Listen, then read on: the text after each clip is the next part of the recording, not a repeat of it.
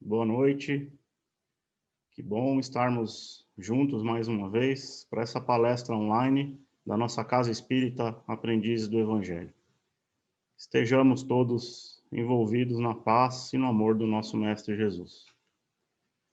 Esta noite teremos a exposição da professora Fátima Ribeiro, trazendo para nós a história, a vida e a obra da médium Ivone do Amaral Pereira, para que a gente possa tomar como exemplo sua trajetória, suas obras, toda a literatura espírita que ela nos deixou. Teremos a explicação de toda a sua trajetória, como foi a sua vida, para que ela pudesse nos deixar tantas informações a respeito da doutrina espírita. Agradecemos a todos que têm colaborado com a campanha do Quilo da nossa casa. Estaremos entregando as cestas de Natal em breve, na próxima semana. E se vocês quiserem contribuir e puderem, agradecemos a contribuição de todos para formar as cestas que vão ser distribuídas para as famílias atendidas pela casa. Muito obrigado a todos que já entregaram suas doações. Com vocês, então, a apresentação da professora Fátima. Retornarei no final da palestra para fazermos as vibrações finais. Olá, pessoal. É com muita satisfação que estou aqui mais uma vez para conversar com vocês. Com a graça de Deus e de Jesus. E o nosso tema é sobre a Ivone do Amaral Pereira. Ivone, ela nasceu numa pequena vila chamada na época Santa Teresa de Valença. Mais tarde virou Rio das Flores. Fica no sul do estado do Rio de Janeiro. Ela nasceu 6 horas da manhã do dia 24 de dezembro de 1900. Em algumas biografias nós encontramos o ano de 1906. Eu mesmo comentava que ela havia nascido ali nessa época, mas lendo um livro do Augusto Marques de Freitas, O Voo de uma Alma, ali ele apresenta uma certidão de nascimento da Ivone, onde consta 1900. Então vamos partir aí então dessa data de 24 de dezembro de 1900. Ela era filha de um negociante, o senhor Manuel José Pereira Filho, e a mãe chamava-se Elizabeth do Amaral Pereira. Ela teve 5 irmãos mais novos e um irmão mais velho, que era filho do primeiro casamento da sua mãe. Já logo cedo começaram os fenômenos mediúnicos com a pequena Ivone. Aos 29 dias de nascida, ela teve um acesso de tosse e aí sufocou e entrou num estado ali de aparente morte, né, uma catalepsia. Mais tarde, até em alguns livros e algumas publicações que ela fez, o Bezerra de Menezes, que passou ali, né, fez psicografia por ela, ele explica que esse fenômeno foi fruto de complexos que ela carregava, até mesmo, né, na parte sua espiritual, de outras existências terrestres, onde ela tinha morrido por suicídio. Inclusive, uma delas, ela tinha morrido afogada. É como se fosse ali um reflexo, vamos dizer assim. E ela ficou nesse estado 6 horas, e realmente, né, com aparência ali de morte. Um médico e um farmacêutico a examinaram e acabaram atestando ali a sua morte. Aí os familiares começaram a preparar ali o seu velório. A mãe era a única que não acreditava, ela não aceitava que aquilo estava acontecendo. E como a mãe, né, ficou assim nesse estado, eles não tiraram a menina do berço, eles simplesmente vestiram ela com uma roupinha branca e azul, em homenagem até ao menino Jesus, né, por ser ali na época do Natal, colocaram ali uma grinalda, que tinha ali algumas rosinhas ali na cabeça, Mas foram tratando de todo o resto, arrumaram a sala, naquela época o velório era na sala, né? Então arrumaram ali a sala, arrumaram o caixãozinho, mas deixaram a criança no berço porque a mãe estava realmente muito triste, muito transtornada. A mãe não se conformando, ela vai para um quarto e ali naquele quarto ela faz uma fervorosa prece para Maria de Nazaré. Pede muito, né? Ela não achava realmente que a filha havia desencarnado. Então ela pedia para Maria de Nazaré ajudar a que ela saísse daquele estado. Aí ela vai para o quarto, onde a Ivone estava ali deitadinha no berço, começa a fazer carinho, né? Começa a alisar a filha, de uma certa maneira como se ela desse um passe, né? Na menina, né? Trocando ali a sua energia com essa menina. E aí de repente a filha acorda chorando, a Ivone acorda chorando em prantos. Aí ela pega a menina do berço e percebe que aquela grinalda que tinha as rosinhas acabou machucando ali a cabecinha, né, do bebê, então ela tira ali a grinalda. E aí todos os preparativos foram desfeitos, né, o funeral foi cancelado, né, e a vida seguiu seu curso normal.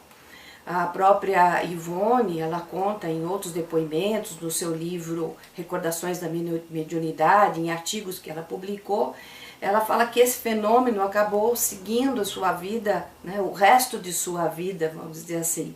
Então, aos 8 anos ela teve de novo esse fenômeno de catalepsia, só que a partir dessa época ela começou a ter esse fenômeno de noite. Na realidade, era um desdobramento profundo.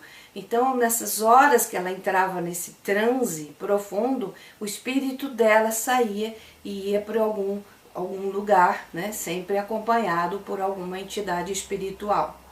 A partir dos 16 anos, esse fenômeno ficou comum na vida dela, né? Aliás, a maior parte dos livros que ela recebeu por psicografia, antes dela começar a escrever, ela saía durante a noite, nesse desdobramento, vivenciava ali aquela história que ela iria escrever depois por psicografia, e com detalhes, né? Tanto que até facilitava depois para ela escrever, porque ela lembrava, né, através ali desse desdobramento que acontecia durante a noite.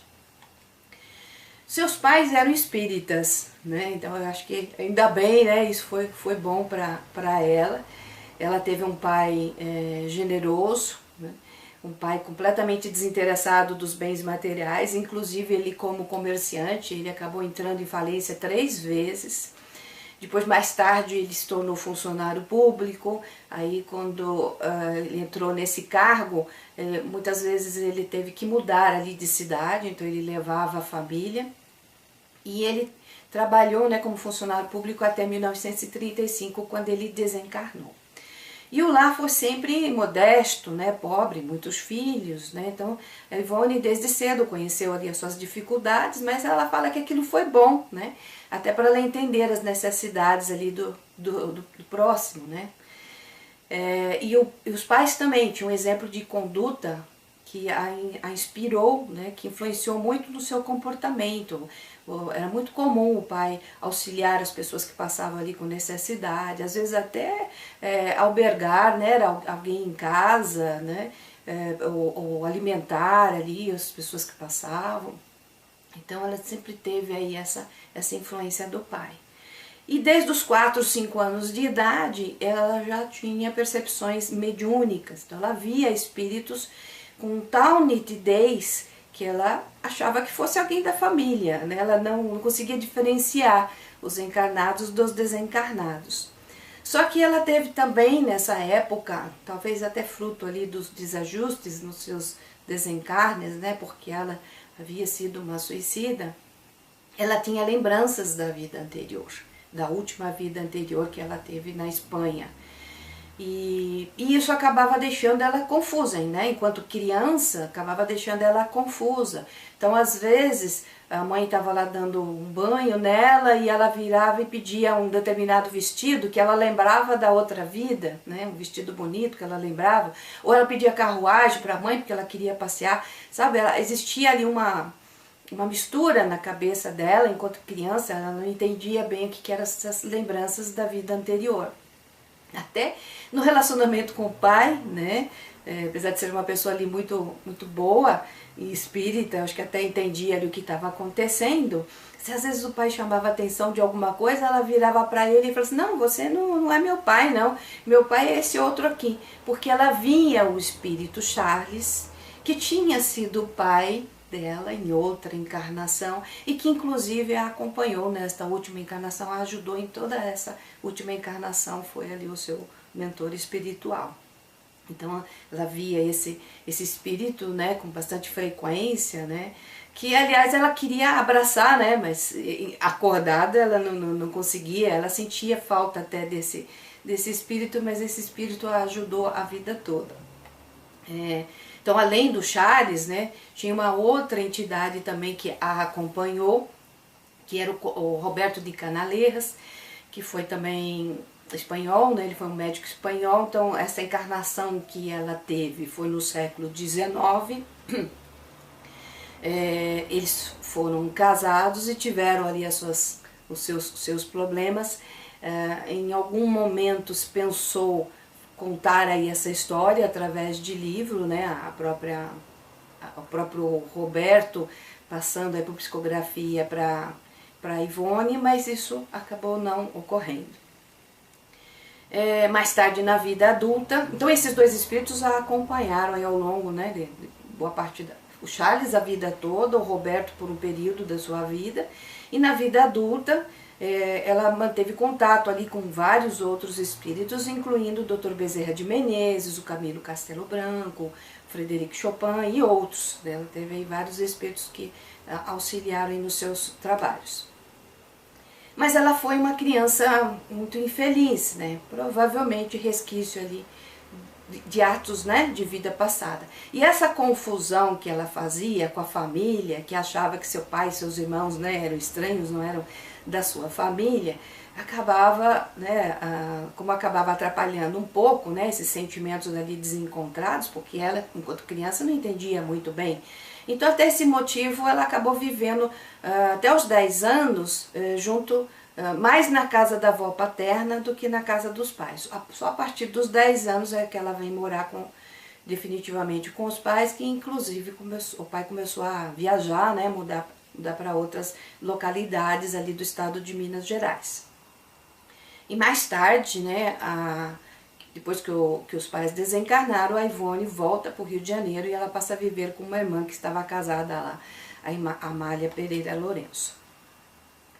Durante a juventude, a Ivone ela teve só instrução primária, naquela época era difícil, né, poucas escolas secundárias, seu pai como funcionário público, né, com uma família grande, não ganhava o suficiente para pagar a escola, né, um curso completo, mas ela gostava muito, né, ela sentia que tinha vocação ali para o magistério, para a literatura, então ela acabou se tornando uma autodidata. Ela estudava sozinha, ela emprestava livros e ficava às vezes até altas horas da madrugada estudando. Ela gostava, ela disse que lia tudo que viesse à mão. Então, desde os 8 anos, ela já tinha esse gosto pela leitura. Então, tudo que caía na mão, então livros, né, normais aí da literatura, livros espíritas, ela lia. Como os livros eram todos emprestados, então ela copiava no caderno, aí em outras oportunidades ela relia o que ela havia copiado, né? Então, realmente, ela tinha um gosto muito grande ali pela literatura. Isso ela conta, inclusive, num artigo no Jornal Reformador, em fevereiro de 1982. Aos 12 anos, ela já escrevia fluentemente sobre literatura e de forma tão rápida, né, que ela nem se apercebia no momento, depois é que ela foi entender que já era um fenômeno de psicografia provocado ali pelo espírito Roberto Canalejas, que também escrevia, né, estudava essa parte, né, de literatura e escrevia muito bem. E o que ela também conseguiu aprender um pouco na época ali do primário, foi um pouco de música, um pouco de piano, mas não deu continuidade a isso. Aí ela desenvolveu mais a parte que era comum na época, né, a parte de prendas domésticas, né, então pinturas também, bordados, costura, crochês, flores. Inclusive ela viveu, né, com a costura, né, a sua vida toda. Ela teve uma educação muito severa e isso fez com que ela se afastasse um pouco do convívio social, né, essa conduta rígida ali do pai na sua criação. Isso ajudou ela a desenvolver a parte mediúnica, mas em compensação acabou deixando ela muito tímida, o que ela teve ali a dificuldade lá na frente para viver sozinha. Voltando ali à história do pai, o seu pai ele havia se tornado espírita, não tão militante, mas ele seguia, né, os ensinamentos da doutrina espírita bem antes do nascimento da Ivone. E foi dele que ela recebeu as primeiras lições de doutrina e prática do espiritismo e do evangelho. Ele fazia reuniões semanais, né, do evangelho em casa, onde reunia ali a família, os filhos. Então ela sempre teve essa influência positiva do pai. Quando ela estava com uns 12 anos, o pai lhe deu o Evangelho segundo o Espiritismo e o Livro dos Espíritos, que ela leu a vida toda, né, que ela sempre estudou. Ela acabou estudando toda, né, a bibliografia ali do Kardec e seguiu rigidamente tudo que o Kardec ensinou, né, escreveu ali na codificação. Aos 13 anos de idade, segundo ela mesma declara, ela começou já a participar de reuniões práticas de espiritismo, né? No mínimo o pai, já como espírita, já percebendo ali a mediunidade da Ivone, achou por bem fazer esse trabalho, vamos dizer assim, de educação ali dentro das reuniões, que naquela época eram muito comuns acontecerem nos lares, porque não existiam tantos centros espíritas, né, na época como nós temos hoje. Então ela adorava participar dessas reuniões, né, viam mensagens ali do Bezerra de Menezes, então ela tinha maior respeito, né, a tudo aquilo lá. Então ela fez um aprendizado prático, né, a educação mediúnica que ela teve foi realmente totalmente prática nessas reuniões e já começou durante a adolescência e auxiliou depois o resto de toda a sua vida. E na primeira vez que ela participou ali de uma reunião prática, sentada à mesa, ela já recebeu uma mensagem do Roberto Canaleiras, tratando sobre o tema de suicídio. Não fica muito claro ali se ela recebeu já por psicografia ou se simplesmente ele ditou essa mensagem para ela.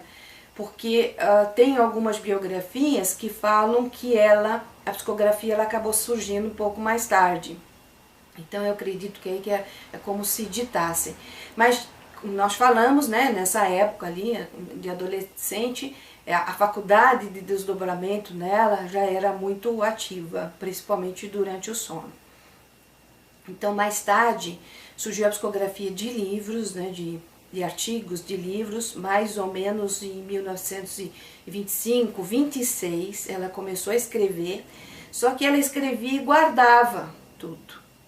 Ela não publicava, aliás, ela guardou suas publicações por muitos anos, ela achava que aquilo não estava completo, né, que precisaria revisar, então ela guardou na gaveta por muitos anos.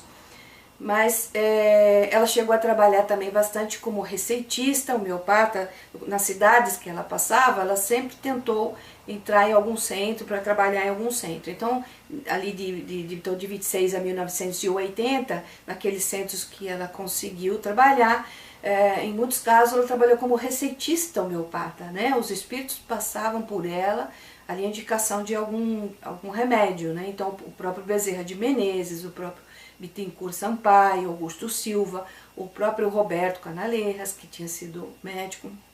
Então todos eles e outros que nem se identificaram ali os nomes, acabavam passando esses tratamentos, né, pela psicografia dela. Mas ela teve uma mediunidade muito diversificada, né, o que está bem comprovado. Então a psicofonia também ela desenvolveu, ela trabalhou muito com passe, então além da psicografia que nós comentamos, ela tinha também a mediunidade de efeitos físicos. Ela chegou a participar num determinado lugar, numa entidade que tinha já uma senhora que trabalhava com materialização. Ela chegou a realizar algumas sessões, né, participar de algumas sessões, e onde ela mesma provocou, né, doou a energia ali para o fenômeno acontecer, mas ela nunca gostou dessa modalidade, então ela não deu continuidade, né? Ela sentia que o trabalho dela era outro. Estudou sempre a fundo Kardec, ela nunca entrava ali em discussão, né, de ser contra, pelo contrário, ela seguiu mesmo tudo o que ele dizia. Também os conselhos ali dos seus guias espirituais, ela gostava muito do Leon Denis também, dos livros do Leon Denis, e ela teve um orientador encarnado lá quando ela passou por Barra Mansa, quando ela morou em Barra Mansa, que se chamava Zico Horta, e esse médium deu ali uma boa ajuda para ela nessa época, porque essa influência que ela tinha ali dos espíritos, né, essa questão dela vê-los, né, continuamente, às vezes acabava causando ali um certo desequilíbrio. O próprio Roberto Canalejas, como eles já tinham vivido outras experiências, né, outras encarnações, e na última ele tinha sido ele, esposo dela. Então ele fazia, vamos dizer assim, ele era como se fosse um obsessor dela, mas no bom sentido, porque ele a amava muito, ele não queria sair de perto dela. Mas na época foi até conversado com ele e ele acabou ali concordando, né, que essa proximidade acabava ali de uma certa forma atrapalhando, e ele deu uma afastada por um certo período. Então quando ela já estava mais equilibrada lá na frente é que ele volta a trabalhar com ela e trabalhar na parte mediúnica, né? E ela trabalhou muito em reuniões onde auxiliava ali a questão dos obsidiados, né, conversava com os obsessores, né, conversavam, né, através da mediunidade dela, com os suicidas. Aliás, ela se identificava por já ter sido, né, uma suicida, então ela trabalhou muito e ela rezava muito por eles, tanto que muitos deles acabaram se tornando aí seus amigos, né. Esse receituário homeopático que eu falei, ele acabou acompanhando ela ao longo de toda a sua vida, do seu exercício da mediunidade, em todas as cidades que ela morou. Em algumas cidades, às vezes, ela não se adaptava ali no centro, então ela tentava de alguma maneira trabalhar independente, né, mas não deixar de fazer o exercício da mediunidade, e nas cidades que ela conseguia, ela trabalhava arduamente ali junto às casas, né, espíritas. Num determinado momento, ela conheceu o Esperanto e começou a praticar, né, e ela escrevia cartas aí para várias pessoas, né, mantinha contato com várias outras pessoas, eles chamam de esperantistas, né, então, tanto no Brasil quanto no exterior. Ela tem uma obra mediúnica, alguns falam ali 17 livros, outros 20 livros, o certo é que sim, ela fez vários livros que foram doados, publicados pela Federação Espírita enquanto encarnada. Já no final da sua vida, ela comenta que tinha 4 livros prontos, ela manda uma carta para o Divaldo comentando que ela tinha 4 livros prontos. Depois do seu desencarne, publicaram 13, mas eu tenho a impressão que um deles ainda não foi publicado. Mas também o pessoal começou a coletar artigos que ela havia escrito, né, em jornais, né, em revistas, e começaram a publicar livros com esses artigos, né. Então nós temos aí cerca de 20 publicações hoje em dia que se atribui a Ivone. E lembrando, ela começou a escrever em 1925, 26, mas ela guardou boa parte aí dos seus livros, ela tinha livros completos, né? Então ela escreveu ali o Memórias de um Suicida, o Camilo Castelo Branco passou para ela esse livro, mas ela guardou. Mais tarde o Leon Denis veio e acabou ajudando ela a terminar. Aí ele foi publicado em 1955 pela FEB, e ela tem outros livros que o Roberto Canalejas tinha passado por ela tinha 2 livros que ela guardou por 40 anos, né, antes de publicar. Então, eu vou até falar aqui algumas datas, mas não necessariamente é a mesma época que ela escreveu, e sim que os livros foram publicados. Então a primeira publicação foi Memórias de um Suicida, de 1955, então é a história do Camilo Castelo Branco, então ele conta o que aconteceu e o que aconteceu aqui, né, enquanto encarnado, o suicídio e o que ele encontrou depois de desencarnado, né. É uma obra muito completa, falando aí desse tema, e com a parte, né, que veio depois do Leon Diniz, né, ligando a visão da doutrina espírita com relação ao suicídio. Depois foi publicado Nas Telas do Infinito, em 1955, onde tem ali duas novelas, uma escrita pelo Bezerra de Menezes e a outra pelo Castelo Branco, Camilo Castelo Branco. Depois veio Amor e Ódio, em 1956, atribuído ao espírito Charles, né, que tinha sido o pai dela, já tinha sido de outras encarnações, pai, irmão, várias encarnações eles viveram ali no mesmo núcleo familiar. Então é a história de um rapaz francês, que foi preso aqui injustamente e acaba ali sendo auxiliado, vamos dizer assim, quando ele chegou às suas mãos aí o Livro dos Espíritos. Depois teve o Tragédia de Vida de Santa Maria, em 1957, psicografado ali pelo Bezerra de Menezes, que já é na época da escravidão, conta a história de uma ocorrida numa fazenda. Em 1960 foi publicado Nas Voragens do Pecado. Quem passou esse livro para ela foi o Charles. E aí, quando ela recebe esse livro, ela percebe que era um primeiro livro dos outros dois que o Roberto Canaleiras havia passado para ela, né, há 40 anos atrás. E aí depois o Charles ele acaba auxiliando a Ivone a revisar aquele material do Roberto e a publicar. Nas Voragens do Pecado, ele é bem na época ali de 1572, onde teve aquele massacre dos protestantes, onde eles falam da chacina, né, da noite de São Bartolomeu. Depois foi publicado em 63, o Ressurreição e Vida, que é do Leon Tolstói, tem 6 contos, 6 contos pequenos e 2 mini romances, na época da Rússia ali dos czares.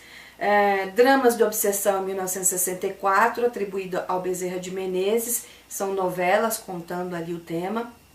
Sublimação, em 1974, tem 2 contos atribuídos ao Charles, um ali ambientado na Pérsia, outro na Espanha, e 3 contos atribuídos ao espírito Leon Tolstói, também ambientados na Rússia. Depois, em 1974, foi publicado o Drama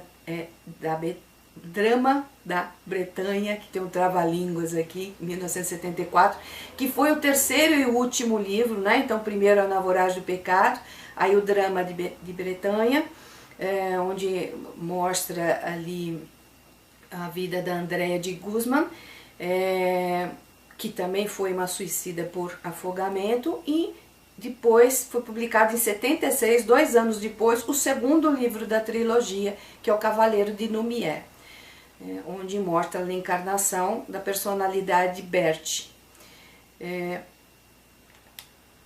Continuando, em 1963, teve Devassando o Invisível, onde a própria autora, né, escreve estudos sobre temas doutrinários. Então ela não só fez psicografia, como ela escrevia muita coisa, né, que foi depois fechado em livro, ou que ia ali, como eu falei, para as revistas, por jornais.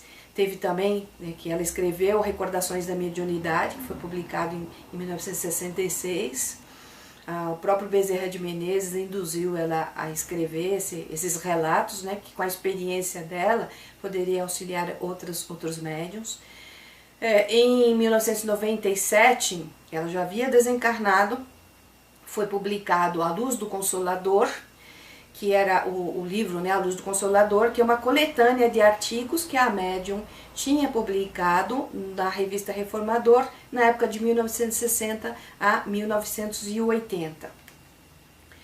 E ela também fez muitos artigos com o nome de Frederic Francisco, né, em homenagem ali ao Frederic Chopin, né, que é de quem é o espírito que a acompanhou por uma temporada e que ela respeitava, gostava muito. Então ela usou esse pseudônimo e ela escreveu muitos dos artigos tinham esse nome.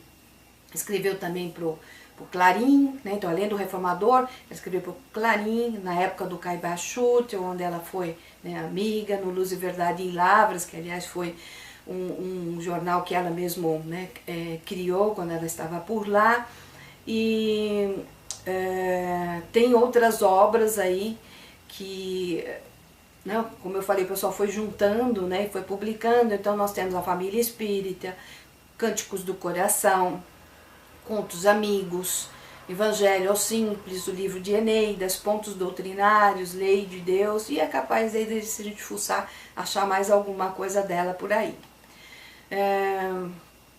Tem também, isso já foi publicado mais tarde em livro, mas ela já havia escrito um relato no Reformador em 1979, que saiu mais recentemente em livro, que é Um Caso de Reencarnação, eu e Roberto Canalejas. Então ali ela começa a contar um pouco mais sobre a vida dele, né, e dela, um pouco do que eles já haviam vivenciado, desse período que ele a acompanhou, né, enquanto criança e adolescente, até que foi pedido para que ele se afastasse. Depois ele volta mais tarde, trabalha com ela já adulta, e num determinado momento ele fala para ela que iria ter que reencarnar, porque na última encarnação que eles tiveram, ela foi suicida, mas ele também. Então ele precisava ali ainda ter esse reajuste. E ele reencarna longe, ele avisa para ela que reencarna longe. Mas ele gostava tanto dela que falou assim: olha, se eu tiver um jeito eu vou te avisar onde eu estou. E isso acabou acontecendo. Alguns anos, né, uns bons anos, 30 anos depois, mais ou menos, ela recebe uma carta em Esperanto da Polônia, porque ela tinha, né, esse costume de entrar em contato, mandar cartas, né, para as pessoas que ela conhecia. E ela recebeu uma carta lá em Esperanto da Polônia e ela começa a se corresponder. E eles se entendem muito bem, eles ficam muito amigos. E aí, em um determinado momento, ela percebe que era a reencarnação do Roberto Canalejas. E ele queria encontrá-la, ele inclusive vem para o Brasil, mas ela fala: não tem condição, ela já devia ter lá os seus 50 e poucos anos, não podemos nos encontrar. Se ele já reencarnou para se ajustar e até mesmo longe, é exatamente para não termos essa proximidade agora, né? Então ela, com auxílio ali de amigo, ela acaba não encontrando com ele, mas teve essa amizade aí por muitos anos através de carta, né, com um espírito amigo. Tem também uma publicação bonita chamada Cartas de Ivone, que o César Braga Saídio, ele pegou as cartas que o Divaldo Franco recebeu da Ivone, também fechou em livro. Isso é muito interessante. Então são todas as cartas que ela mandava para ele, e vai dando detalhes, né, de como era a Ivone, as preocupações que ela tinha, uma pessoa ali muito simples, né, mas muito inteligente também, né, por ter se desenvolvido, né, como a gente já falou, uma autodidata. Existem várias biografias dela aí na praça, né, tem o Voo de uma Alma, do Augusto Max, que eu já comentei, tem Uma Heroína Silenciosa, do Pedro Camilo também já andou fazendo outras obras, e assim por diante. Tem vários autores aí, mesmo na internet, a gente encontra muita coisa falando da biografia dela. Como eu comentei, ela desenvolveu trabalhos ali em vários centros. Então ela passou ali pela cidade de Lavras, pela Barra do Piraí, por Juiz de Fora. Ela chegou a ficar uma temporada em Pedro Leopoldo, onde ali ela conviveu, né, ficou 2 anos ali com o Chico Xavier. Depois foi para o Rio de Janeiro, antigo estado da Guanabara. Ela também desenvolveu a parte de oratória, né? Ela dava palestra, então ela teve uma temporada, né, que ela fazia ali essas explanações. Se não me falha a memória, de 1927 até 1971 ela trabalhou com essa parte. E vamos falar um pouquinho como ela escrevia esses livros, né? Então, em 1957, a Ivone caiu e quebrou o braço esquerdo. E aí, né, até pelo tombo, até ter machucado algumas outras coisas, então ela teve que ficar ali uns dias em casa fazendo repouso, e aí ela acabava recebendo visitas, né, tanto de encarnados como de desencarnados. E aí uma dessas visitas, o Charles, né, que veio visitá-la, né, aquele espírito amigo de longa data, ele chega perto dela, ela estende a mão e fala, vem. E ela desdobra, isso já durante o dia. E aí ela assiste toda a história que depois foi escrito no livro Nas Voragens do Pecado, né? Como eu já falei lá atrás, que aconteceu em 1572, onde ocorre ali o massacre de São Bartolomeu, onde a filha, né, da família ali que acabou, né, sendo levada e massacrada com outros protestantes, por ela não estar ali no momento, é a única que sobra da família, e ela acaba se perdendo porque ela resolve fazer ali uma vingança. Né? Então tem todo um lado assim, da parte espiritual, tentando convencê-la de não fazer essa vingança, mas ela acaba, né, não aceitando e faz. E com isso acaba ali acontecendo outros desdobramentos e a necessidade de outras reencarnações para tentar ajustar, mas que novamente ela acaba fracassando. Né? Então foi o primeiro livro da trilogia que o Charles passou. Como eu falei, o segundo foi Cavaleiro de Lumière e o terceiro, Drama de Betânia. A Ivone depois ela acabou comentando que na realidade a personagem principal desses 3 livros era ela própria. Então ali, por isso que também, né, era fácil ela escrever tudo aquilo lá, porque ela participou, ela vivenciou. Então eram encarnações passadas que ela havia vivenciado. Por isso até que eu comentei do Roberto, que ele queria passar aí um outro tema, mas não conseguiu, né? Porque eles achavam que era muito pesado, né? Passar ali a última encarnação dela, que era na Espanha. Então acabou ficando só por isso mesmo, né? Ela conviveu com guias espirituais, né? Até o momento ali do seu desencarne, que inclusive foi de uma certa maneira, né, tranquilo. Ela sabia que ia desencarnar, falava para a família que ia desencarnar. Ela tem também na internet uma entrevista para um rádio em 1978, onde a gente pode escutar a voz dela. É bem interessante vocês pesquisarem ali. Essa entrevista está em alguns lugares ali do YouTube. Ela deu em 78 para o senhor Danilo Vilela, onde ela se preparou bastante para essa entrevista, né? E ela desencarnou em 9 de março de 1984.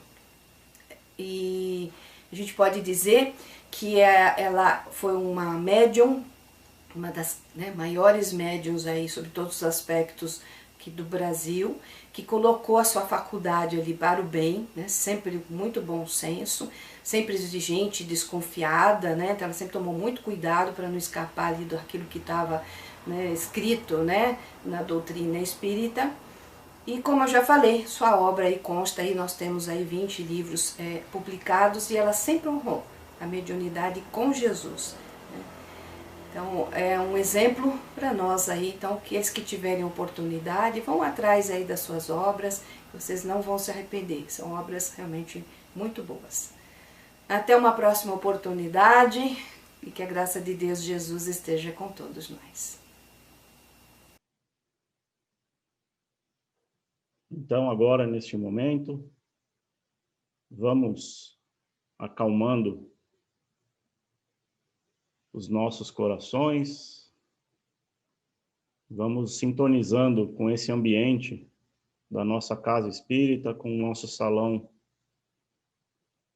de orações e reflexões, nosso salão de palestras, para que possamos, um só coração, uma só mente,